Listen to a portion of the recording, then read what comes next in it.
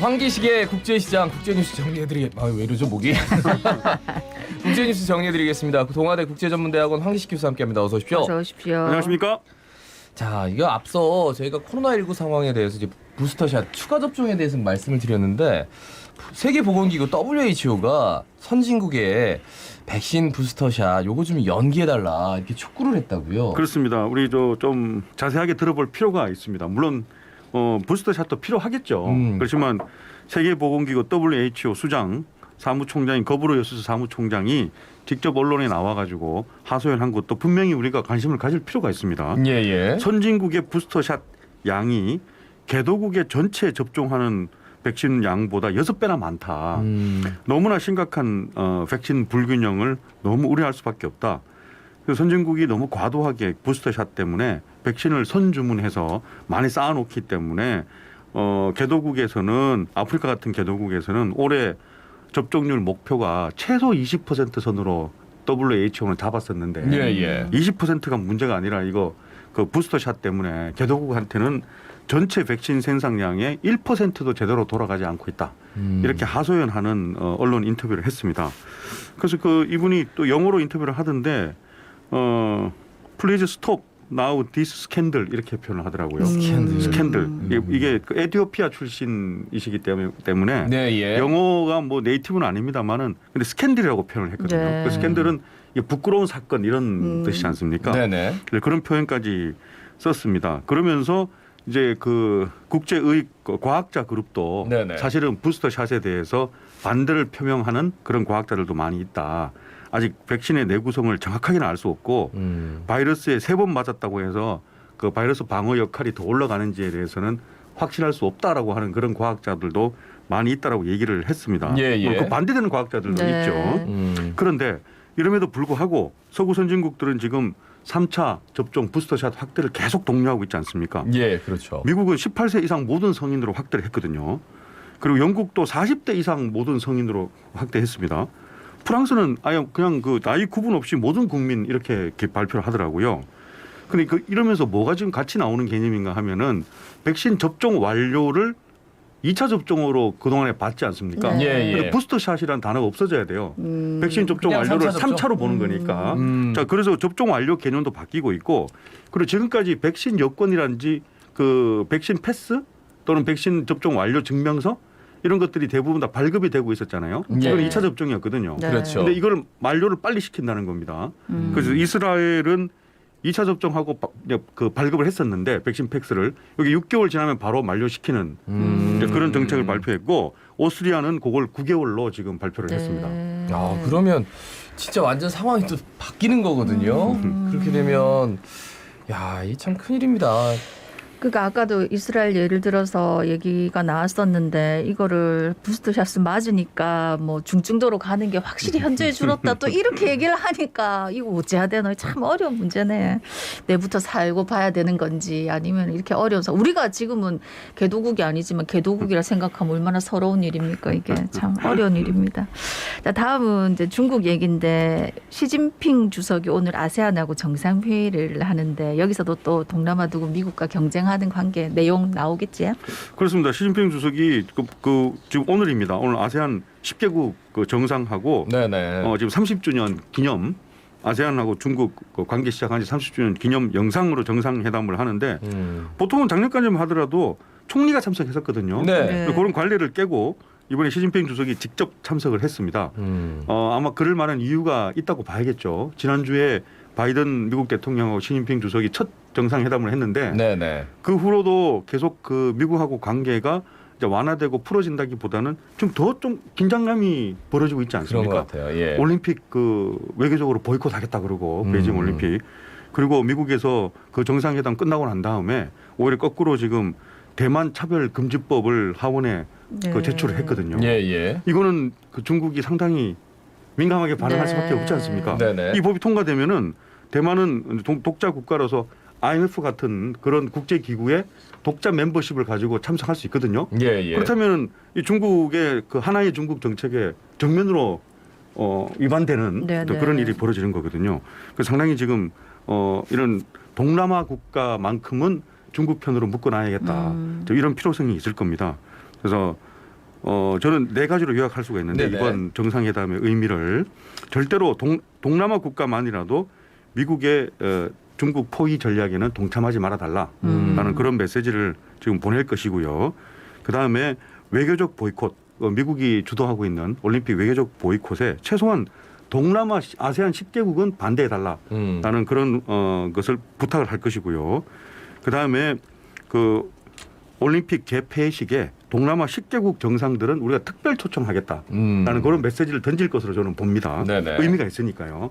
그다음에 동남아 국가들에게 이런 부탁을 하면은 분명히 주는 선물도 있어야 되겠죠. 네. 예. 코로나19 백신 지원을 동남아 국가들에게는 특별하게 더 해주겠다라는 얘기를 할 수 있을 것 같고 1대1로 같은 인프라 지원해주는 사업 여기에 동남아 국가들에게 아세안 국가들에게는 더욱더 적극적인 지원을 해주겠다라는 어떤 그런 지원책을 제시해 줄 걸로 저는 제시할 것으로 생각이 됩니다. 예.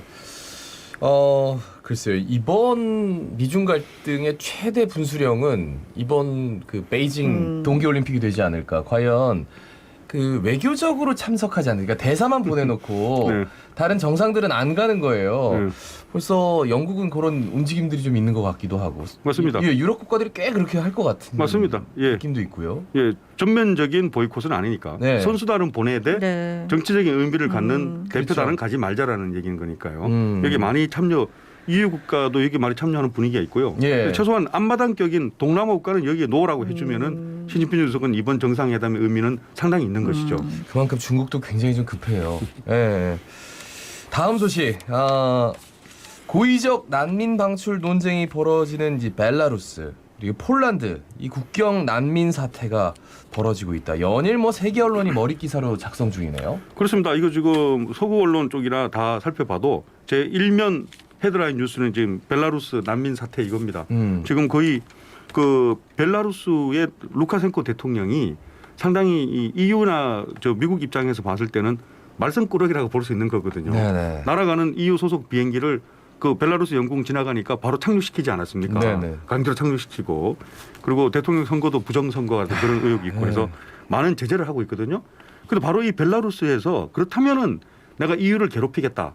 가장 괴롭힐 수 있는 방법은 난민들, 중동에 있는 난민들 지금 아프간이나 시리아, 이라크 같은 중동 난민들을 바로 EU의 국경을 마주하고 있는 우리 벨라루스를 무시하다니 난민들을 지금 거의 한 10,000명 정도 벨라루스 데리고 왔거든요. 네네. 뭐 데리고 온 건 아니지만 그냥 어쨌거나 국경 난민들 열어주면 가는 국경 거잖아요. 열어주는 거죠. 예. 그럼 벨라루스까지 데리고 와서 벨라루스하고 그 EU 국가인 폴란드하고는 국경이 바로 붙어 있으니까 네. 다 국경 쪽으로 난민들을 보내놓는 거예요. 네네. 그러니까 난민들은 이 폴란드로 EU 국가로 넘어가려고 지금 국경선에 철조망 같은 걸 넘고 하니까 거기에 폴란드는 군대를 배치해서 정말 총 쏘겠다 이런 얘기를 하고 계속 이게 저 난민들의 월경 시도 이런 것들 사진을 찍어서 계속 지금 나오고 있거든요.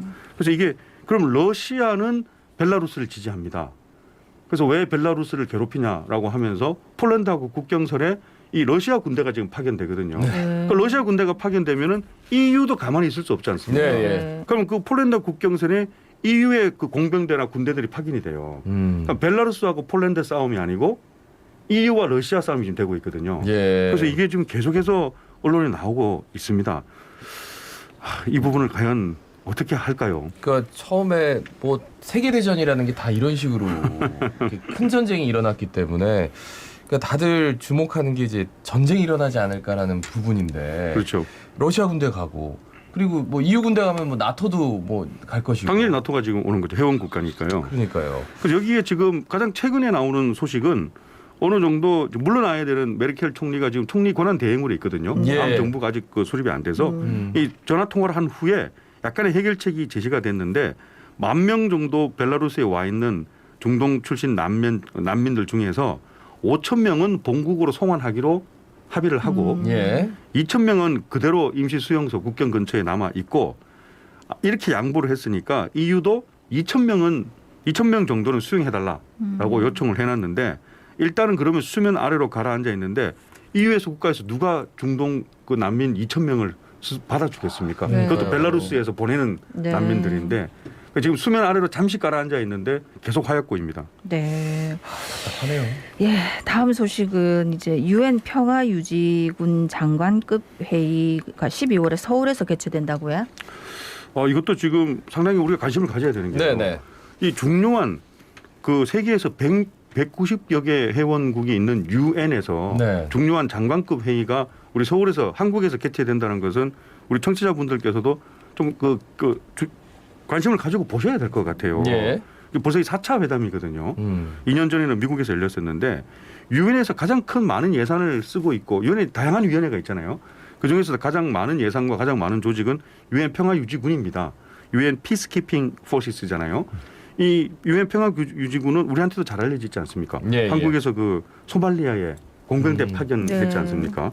이 유엔 그 평화유지군이 상당히 많은 예산을 쓰고 있거든요. 한 90억 달러 연간 평균 쓰고 있으니까 한 10조 원 가까이 되는 예산이지 않습니까? 예. 그런데 늘 이 위기론이 나오고 있습니다.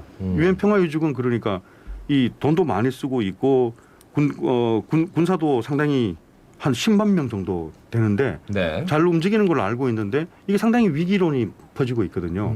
일단은 뭐 구조적인 위기도 있겠죠. 미국은 돈을 많이 대고 있지만 군대는 파견하고 있지 않아요.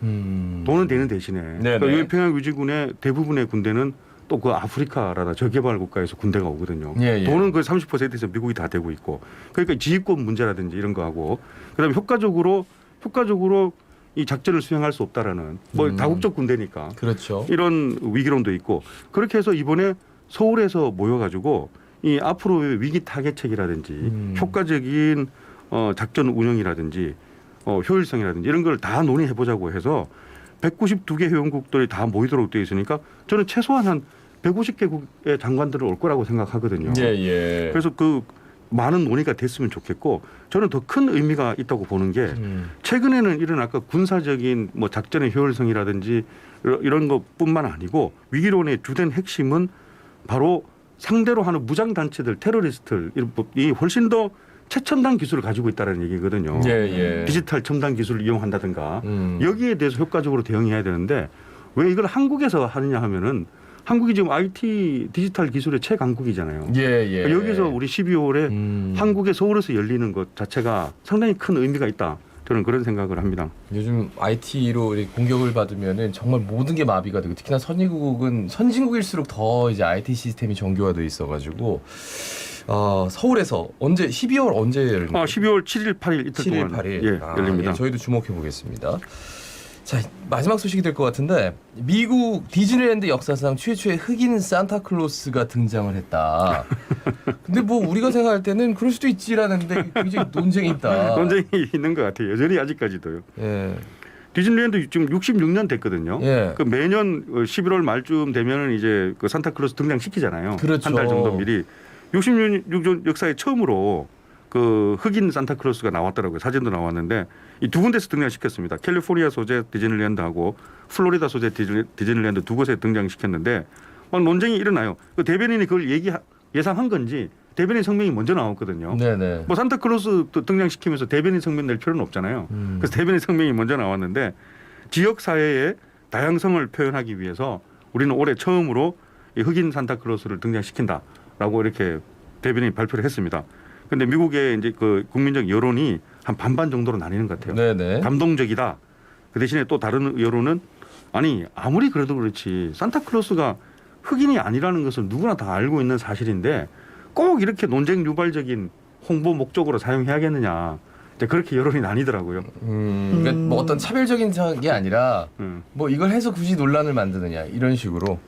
근데 뭐 해도 된. 아니 근데 산타가 흑인이 아니라는 걸 누구나 알고 있다니. 우리나라에는 우리나라 그 황이족이 산타고 다 나라별로 다 산타가 있고 요새는 산타 할머니도 계신데 뭐 이렇게 꽉 막힌 사고를 하고 있는 겁니까? 저는 이 산타클로스 복장도 옛날에 저 콜라 광고에서 처음 나왔다고 그러더라고요. 그래서 이 사람들이 그런 연유를 알면 이런 얘기 못할 것 같은데 말씀 뭐 여기까지 들어야겠네요. 고맙습니다. 고맙습니다. 고맙습니다.